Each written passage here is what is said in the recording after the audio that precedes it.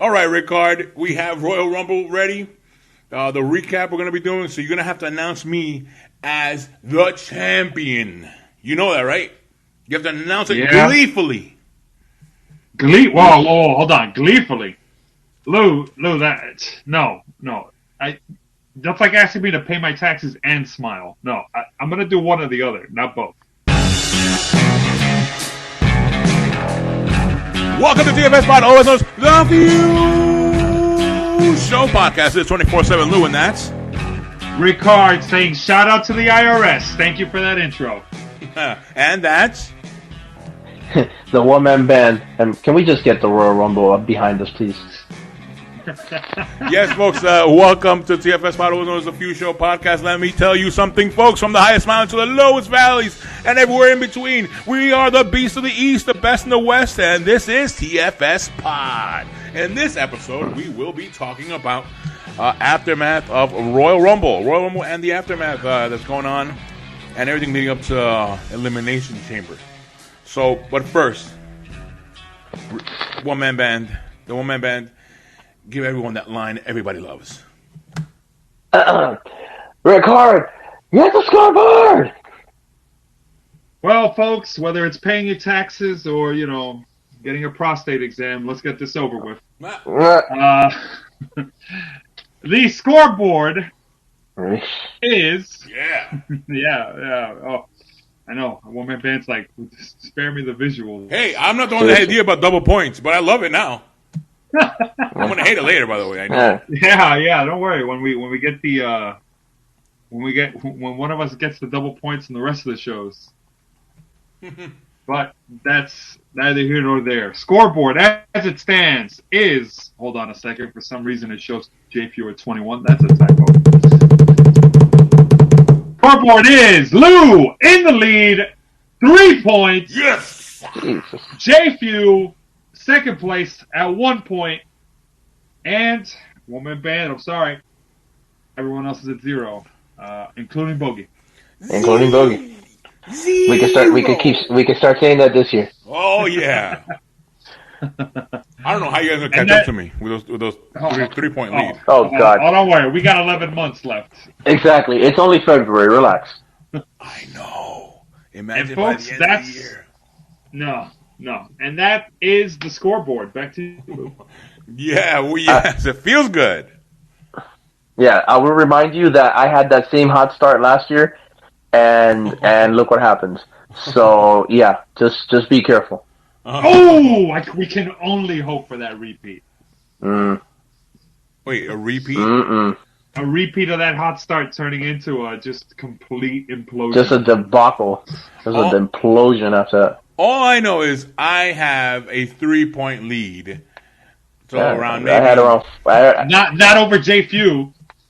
No. Oh, who am I kidding? No. Oh, no. All right, so let's talk about Royal Rumble. What happened on... I don't have my list here with me. What happened with do you have a list here with the matches? Well, let's talk about the interesting matches that we had. What was the first one we had? The championship match? Yeah, actually, arguably, for some people, this was match of the night. Match of the night. It was Roman Reigns versus Seth freaking Rollins, and this was. Oh, you agree with that sentiment, Lou? It was match of the night. It was a good match.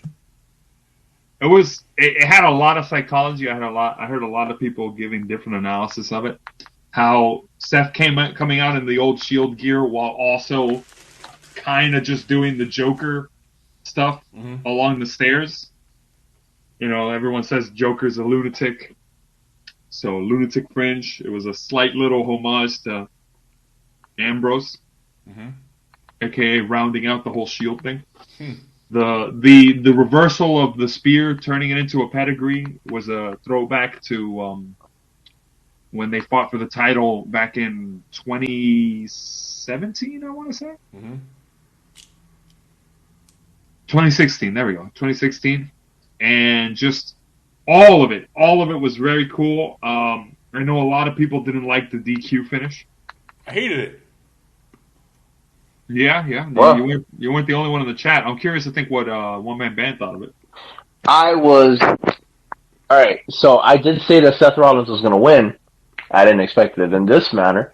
Um, I I really here my thought process was I really thought that Seth was going to win and that he was going to basically face Big E at WrestleMania.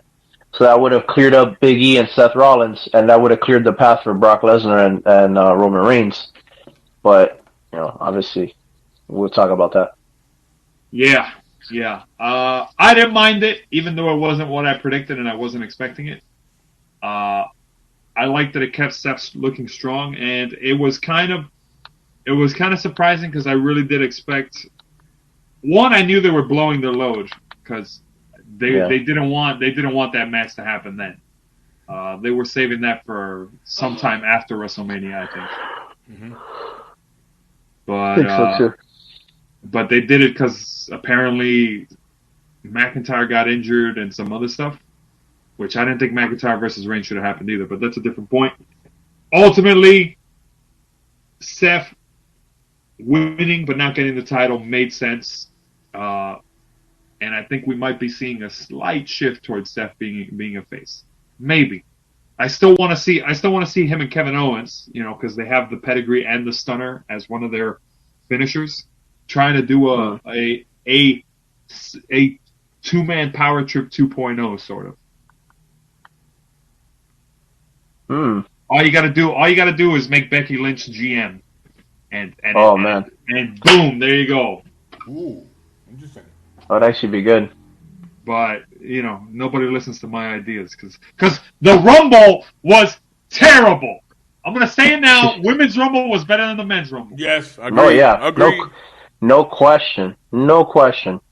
I think that's the only reason why I gave the nod to this year's not being as bad as 2016 and 2017 was because obviously they didn't have Women's Royal Rumble at that time, so they get somewhat of a pass.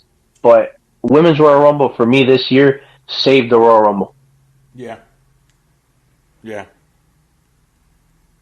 So. And I had my pick there. I don't know if you didn't know that. Bad Bunny saved the Men's Rumble.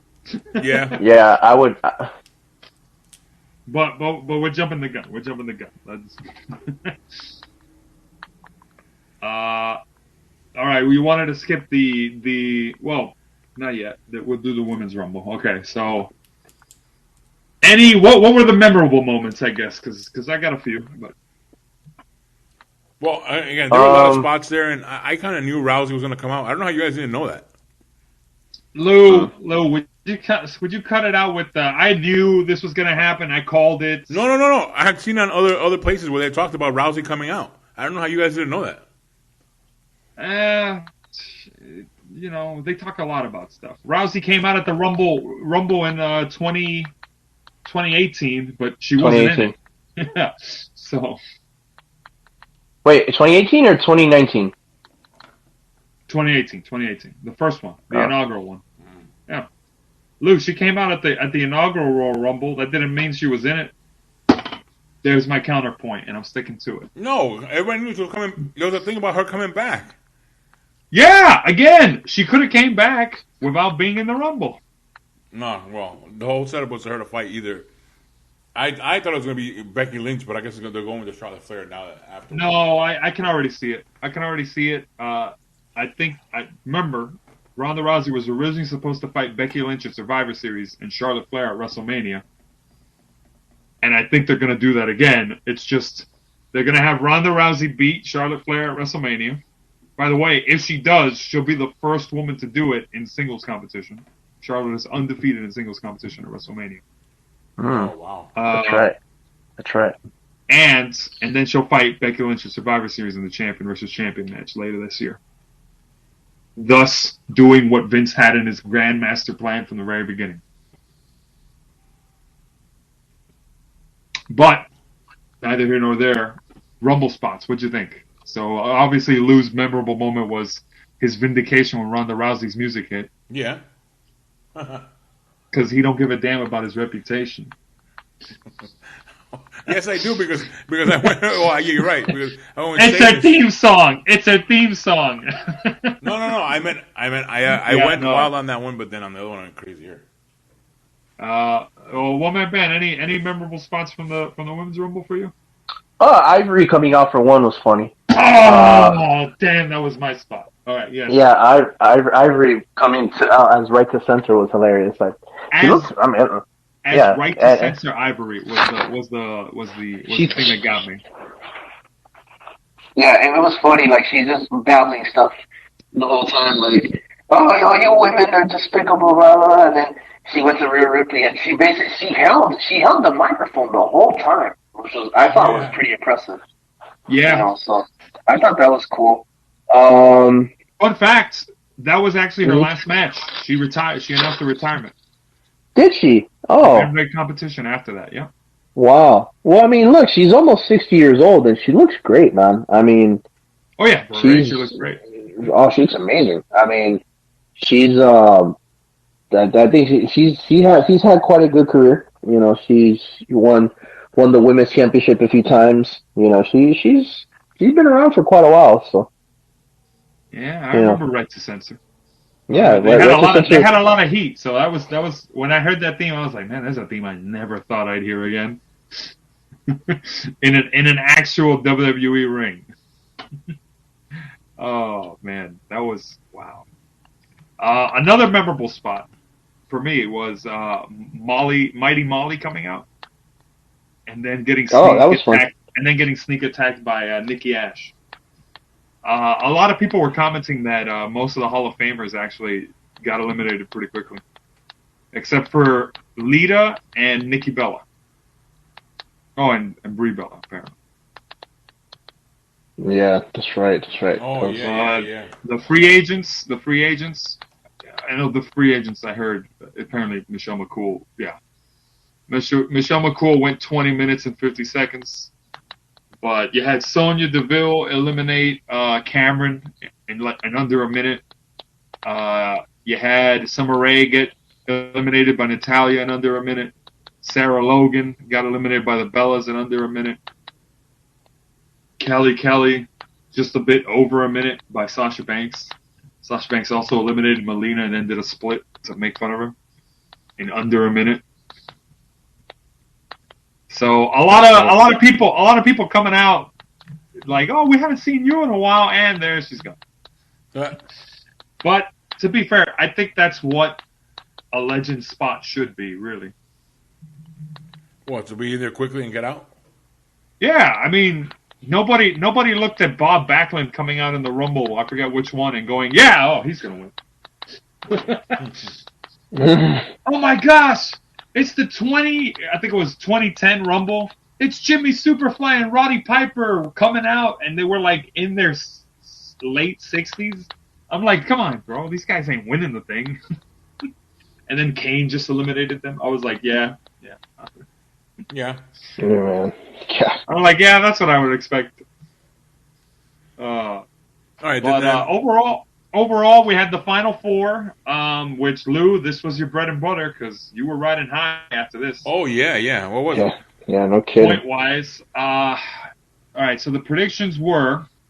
Oh, right, let's talk about the randomizer really quickly. So, the randomizer had a okay showing in the Women's Rumble. They got 1 point out of their picks. They said entrant number 23 would win. Otherwise, Summer Rae would win. So, no. And they said the final four would include Kelly, Bianca Belair, and Dana Brooke. Bianca Belair being the only one to actually be part of that final four. And of my picks, the only one that made it to the final four was Shayna Baszler. Oh, yeah. Lou? Oh, wait, one-man band. Here we go. One-man band, you got one through Bianca Belair, so we all pretty much did about the same as the randomizer. Except for, wait. Oh, no, JFU also got 1 point. A lot of people picked Bianca Belair. Lou, you got 4 points because you predicted the winner. You predicted the winner. Yep. And two other people in the final four.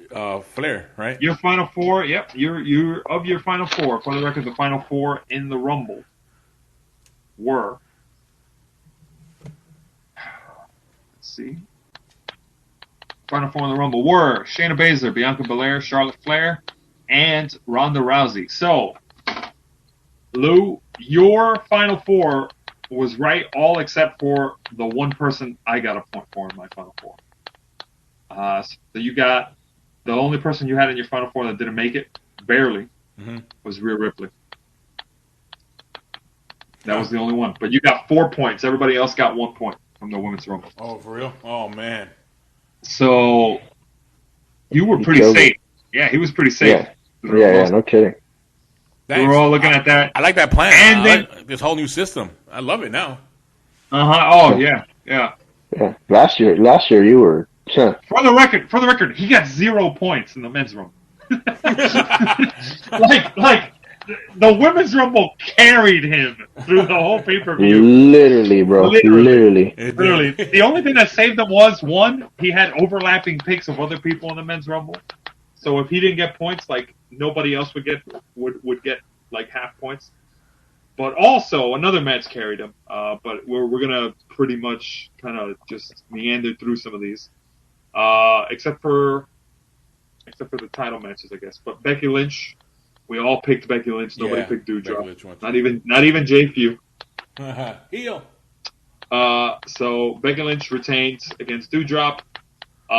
Edge and Beth Phoenix got the win. Lou, that also carried you. Yeah. A lot of people went Miz and Maurice except for I know. the randomizer. Why'd you guys go the other way? Okay. Basically, we didn't think that Edge needed the win, which I think is a fair assessment.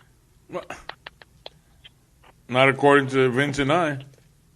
Yeah, I'm starting to think you're making calls to Stanford for real. He definitely is, bro. He's calling Titan Towers. Yeah, and the whole AEW is better is just a play. It's like AEW is better, but he's really like Vince. I'm calling Stanford. I'm calling Jacksonville. I'm calling Tennessee, wherever Impact records. I'm calling everywhere, man. And you know what? And soon I'm gonna start calling Tokyo. By the way, New Japan. We're gonna start covering New Japan. Yeah, listeners, that's called foreshadowing. But yeah, no, we just figured Miz and Maurice were due because, they weren't 50-50 booking. 50-50 booking! Why not? They were the heels. They were just beating them up, and then, I don't know. I don't even know if they were promoting a show or anything, but whatever. So think about this. Miz and Maurice lost. And who's on Raw day to day? Because what's Edge doing right now? I'm pretty sure he just disappeared. Yeah. Yeah, you're right. Yeah. He's contracted for only a couple matches. And Phoenix is have him Beth lose. Phoenix is done. Yeah. I was like, just have her lose. You lose your match going out. Like, go on your back. No. Apparently not. Oh, Beth Phoenix gets the win. Yay. Yeah. This just speaks volume. And granted, I've seen the pictures. I've seen the pictures of Edge with his little girl at on the ramp and stuff. Oh, for real? Celebrating. Yeah. His daughter was there. And I thought to myself, I see. He got the sympathy points by bringing his kids to work. What? Miz doesn't bring his kids to work? He's like, yeah, I don't care that much about winning in front of my daughter. Who knows? Oh, but yeah, dude, I was like, come on, man. This is my boy. Give him a win. He's 0-2 in mixed tag matches. In major mixed tag matches, he lost to Cena. And Cena did the same sentimentality pull. He's like, I'm going to propose to her. For realsies. Look at how that went. They're all happily married to someone else. Jeez. But yeah, no, that was my logic for the Miz and Maurice thing. I'm sure, I don't know what Drew's was, but I'm sure it's along the same lines. Yeah, no, I wanted Miz and Maurice to win. I mean, I keep wondering, like, why are they giving the wins to Edge? Like, Edge doesn't need these wins, bro. Like, he's already established. Like, Miz is established too, but Miz is younger, like, let him have let him have a little bit more time, in the spotlight. Because Miz is probably going to be out soon too. I mean, Miz has been wrestling almost 20 years at this point. He's gonna hit that point. Yes, he is. 2000 and technically 2004 were tough enough, but 2005 was when he started around that time. Can you be a Hall of Famer while still active doing stuff? I mean, Shawn Michaels kind of blurred that line. Yeah, he kind of rolled that line. Who else? I mean, Hulk Hogan's come back. I don't know how many times. No, I don't mean like come back. I mean like be active, and then be going into Hall of Fame. No, usually you gotta be out of competition. While, right? That's what I mean. Yeah, I think the only, you know what? I take that back. I think the only person. No, and actually, I think he had already been gone by that point. Sting. Because I was gonna say. Sting. Yeah, but that's he's in another company. Sting got from in the Hall of Fame after. After his run, right? Yeah. Mm-hmm. And by the way, that whole Hall of Fame thing is a joke to me. You know my point. I mean, yeah. No, we're not going to rehash that. We get it. It's a warehouse Hall of Fame or a file cabinet Hall of Fame because there's nowhere you can go and visit. It was just we need. Just that way you can go visit. You can't go anywhere to visit the Hall of Fame WWE. It's a file cabinet or a warehouse somewhere. No, actually, they do have a Hall of Fame in Orlando. Where? They opened up a Hall of Fame in Orlando. When? Years ago. It's near the Performance Center. I gotta look this up. Regardless, let's go to the match that I know Drew's gonna be like, he's got thoughts on this. It's Brock Lesnar versus. You say it. Who was his opponent? Bobby Lashley. Yeah. Yeah. There we go. Lou, take the floor. What happens? Oh, it was wonderful. BL won. Yes. Bobby Lashley in that case. With a little help of Roman Reigns. So, yeah. I mean, this is an opportunity to have a very big match between two guys that we haven't seen in WWE fight, and they almost had it, but I don't think. But the end ruined it. So that's my take on that thing. The end ruined it. I'll give my take. I'll give my take right now. My take is that was bullshit. Oh, damn! Thank you. Let somebody say it. I literally was watching. I said, why even watch the Rumble at this point? We know who's winning. Yeah, literally. And it was just, if they wanted to do, first off, I don't want to see Reigns versus Lesnar again, part 3 at WrestleMania. The only way that I want to see Lesnar and Reigns in the main event at WrestleMania is in a triple threat, just like the original one ended up. But that's besides the point. I also don't want to see Goldberg versus Reigns, but that's happening too. But that's another thing entirely. Look, it's really simple. All you had to do, which they're doing it anyways, this is what really got to me.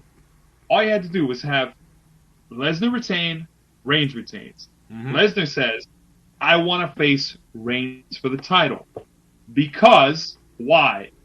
McIntyre would have won the Rumble, which he came back anyways, thus just highlighting my main thought of like, why did you do this?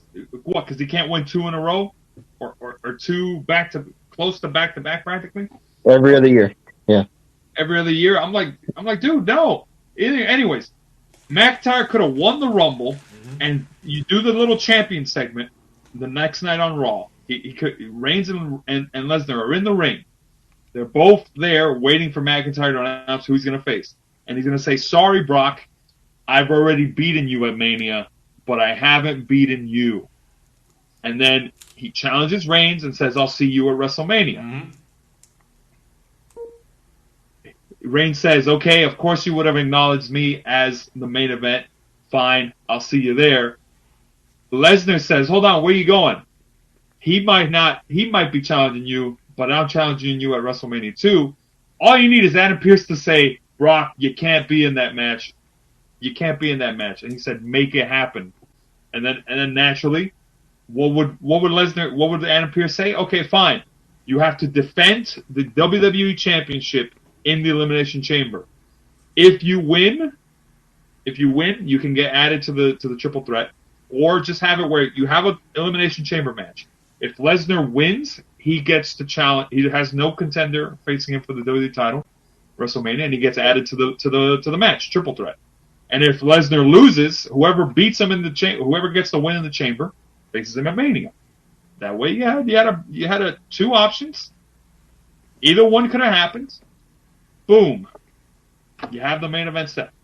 Instead, what are we gonna get? Probably champion versus champion. Yeah, that's what I think. Oh my God.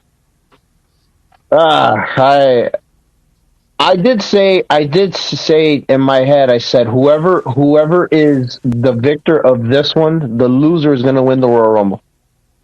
I did say that in my mind. I thought it was going to be Roman Reigns though, because I really thought that Brock Lesnar was going to win, and that he was going to go to Mania as the champion, and then he would have been a transient champion. Yeah, I really feel like if that were the case, they would have put Roman over. I mean, but it's due. Reigns still hasn't beaten Lesnar in one-on-one competition at WrestleMania. Yeah, so see, that's what I'm saying. He's had 2 shots. He's had 2 chances. Yeah, and I feel like that would have been the time, but no, they decided to cash in on the part-timer and allow him to run with it. It's just like, come on, man, like, why? Why? This doesn't make sense, dude. And we're still. They went with him winning it from number 30. They waited until the very last entrant to have him come out. Yeah. Think about it. I'm like. So wait a minute. You mean to tell me I can lose the title and then say, yeah, I want to be in the Rumble? You mean to tell me you didn't have the participants ready to go before the event started? Right. It's just as the night goes on. As the night goes on, you just hand off the numbers. I'm telling you, man, it's just not. It's not right, dude. It's not right. They really like. They mucked it up so bad, dude. It was a better way to do it. I mean, here we go. Just to illustrate, and we're gonna go to the final 4 right now. Does anybody? Because I'm gonna argue this point right now, and I was talking about this with other Rumbles. If you look at the 2015 Rumble, if it wasn't for what is it that I said? I said some spot in the 2015 Rumble. I said if it wasn't for the 2015 Rumble, The Rock coming out, like it would have been a forgettable Rumble or something like that. Yeah. Like this Rumble was saved by Bad Bunny. Yep. Yeah. Because from the beginning, Johnny Knoxville's thing was not even that like cool. It was like, oh yeah, he came out, Sami Zayn eliminated him, whatever. He took like some bumps. He took like some bumps. But your final 4, and let me look at this. The only 2 people that got points here in the final 4 for the Rumble, the men's Rumble, was me and the randomizer, and the randomizer was pure luck. Right, the name says it all. Right? The randomizer predicted Johnny Knoxville would win the Rumble based on entry number, and then Otis, McIntyre, and Rey Mysterio would be in the final 4 alongside Johnny Knoxville. That's what the prediction was, and it got a point because of McIntyre. I got a point because of McIntyre. No one else's picks came out in the final 4. Not even Sheamus. We all knew Sheamus.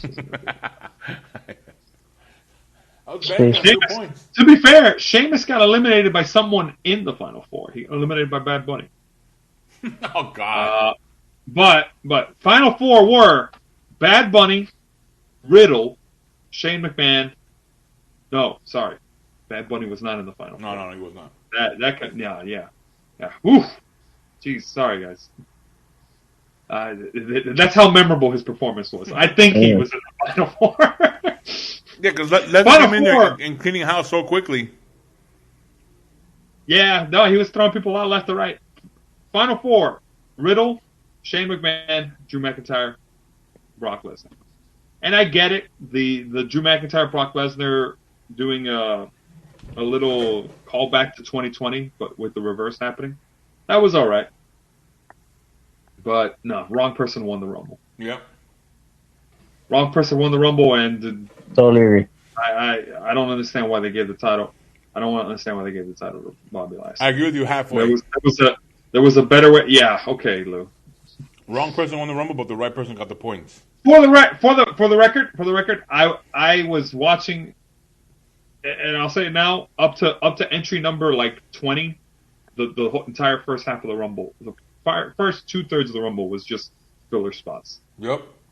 Like nothing impressive was happening. Nothing impressive was happening. This just reinforces my wager with Jeff. Omos is not gonna be world champ. He can't take a bump. That was an uneventful Rumble performance, aside from the fact that he had to be eliminated by 7 people, which I'm pretty sure that's a record. But yeah. When I was watching the Rumble the entire time, I was like, "There's no way I could beat Lou's insurmountable lead." I'm just watching this to enjoy it, you know. Nothing could happen that could get me excited. And then McIntyre's music hit, and I said, "Heck yes!" I got amped. I got so amped. And then he came out there. He eliminated Corbin and Madcap. And then he got outside in the ring and he grabbed the steel steps. And I said, "That's right, boy. He ain't done." And he just launched them into Corbin and Madcap. And I said, "Yes." I was like, "Woo!" And when he made it to Final Four, I felt vindicated. I felt vindicated just a slight bit. I didn't win, Lou, but that was my small victory. And I got the big victory there. Yeah. You just thank goodness for the Women's Rumble for you. You should get down on your knees and say thank you, Ronda Rousey. By the way, where was this Rumble held at? Oh, I know this. I know it too. I know this because it was someone's hometown. Yep. And that's why I chose them as the Final Four. Yeah, that's right. Do you want to say it or me? I mean, whoever. You go for You know what? This is my what is it? Tosh.0. This is your San Antonio moment. Go ahead. Damn it, you ruined it. What is it? That's why I asked. Because I want to ask it next time. Randy Orton's hometown of St. Louis, Missouri. There you go. Get ready for Give me back my trivia point, J. Few. Get ready for that one next year's quiz. Woo! Next year's trivia. Eliminated number whatever. In what city was this Rumble held in? And so eliminated number or entry number blah blah's hometown was this also the same city as where the Rumble was held in? What's the name of the city?